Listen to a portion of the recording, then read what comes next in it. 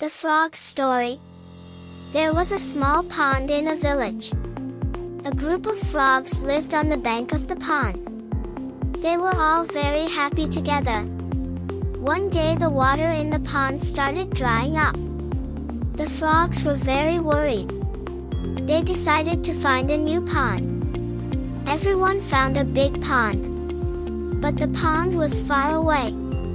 They all jumped together and headed towards that pond. On the way they saw a crow. The crow said to them, "Where are you going?" The frogs said, "We are going to find a new pond."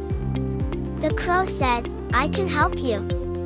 The crow showed them the way and they all reached the new pond. In the new pond they lived very happily again. What did we learn from this little story, friends? You are right. If there is a problem, everyone should find a solution together.